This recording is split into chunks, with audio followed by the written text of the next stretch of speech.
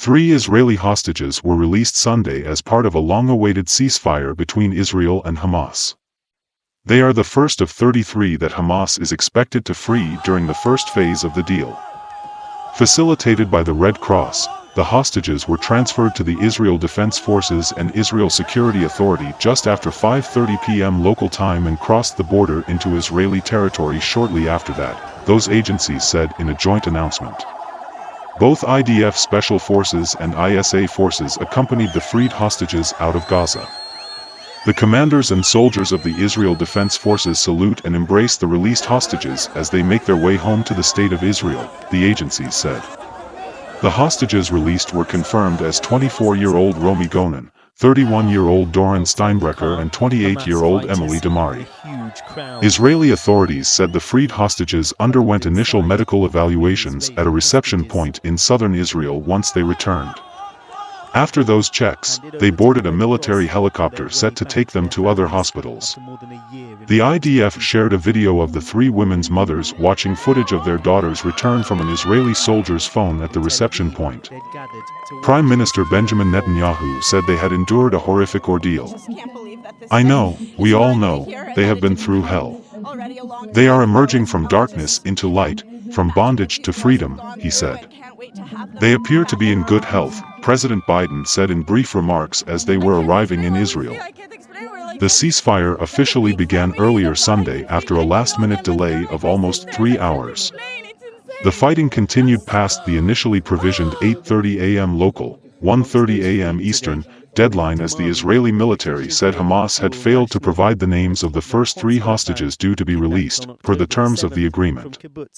In Gaza, fighter jets and drones were reported to have disappeared from the skies as the deal took effect, and at least 191 aid trucks were said to have begun entering into Gaza through the Kerem Shalom crossing.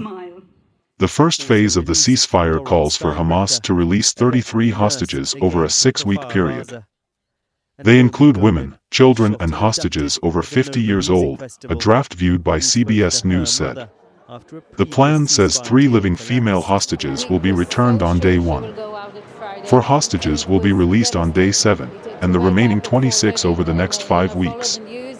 The pause, the second in the 15-month-long war, was achieved through joint pressure from President-elect Donald Trump and the outgoing administration of President Biden. On Wednesday, Mr. Biden and Qatar's Prime Minister separately announced the deal after a week of intense negotiations mediated by Qatar, the US and Egypt. In a post on Truth Social, Trump welcomed the impending release of the 3 hostages. "Hostages starting to come out today. 3 wonderful young women will be first," he wrote Sunday morning. In a rare meeting during the Jewish Sabbath, Israel's full cabinet voted to approve the deal. The approval set off a flurry of activity and a fresh wave of emotions as relatives wondered whether hostages would be returned alive or dead. How the hostage release will work. Under the negotiated deal, the ceasefire will be in 3 phases. The first phase of the ceasefire will last 42 days, and negotiations on the far more difficult second phase are meant to begin just over 2 weeks in. After 6 weeks of the first phase, Israel's Security Cabinet will decide how to proceed. In total, Hamas would release 33 hostages during the first phase. Hamas would start releasing hostages on the first day, initially returning 3 to Israel, according to the draft viewed by CBS News. On the 7th day, Hamas would release 4 hostages.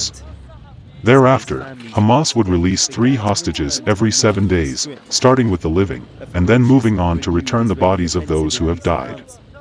During each exchange, Palestinian prisoners will be released by Israel after the hostages have arrived safely. Mr. Biden said Wednesday that Americans would be among the hostages released in the first phase of the agreement, but he did not specify any names or how soon they would be freed. In Phase 1, Israel will release at least 1,700 Palestinian prisoners, including 1,167 Gaza residents who were not involved in the October 7, 2023, Hamas-led attack that sparked the war. All women and children under 19 from Gaza held by Israel will be freed during this phase. The remainder of the hostages in Gaza, including male Israeli soldiers, are to be released in a second phase that will be negotiated during the first. Hamas has said it will not release the remaining captives without a lasting ceasefire and a full Israeli withdrawal. During the ceasefire's first phase, Israeli troops are to pull back into a buffer zone about a half-mile wide inside Gaza along its borders with Israel. In the interim between 8:30 a.m. and when the ceasefire took hold, Israeli fire killed at least 26 people, according to Gaza's health ministry. It did not say whether they were civilians or fighters. The military has warned people to stay away from Israeli forces as they retreat to a buffer zone inside Gaza. Despite the caveats and uncertainty, anticipation was high. The first thing I will do is go and check my house, Mohammed Mahdi, a father of two who was displaced from Gaza City's Zaytown neighborhood, told the Associated Press.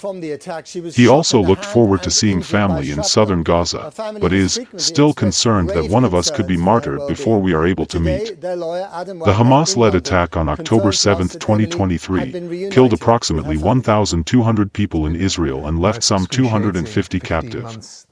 Nearly 100 hostages remain in Gaza. Israel responded with an offensive that has killed more than 46,000 Palestinians, according to the Hamas-run Gaza Health Ministry, which does not distinguish between civilians and militants, but says women and children make up more than half the dead.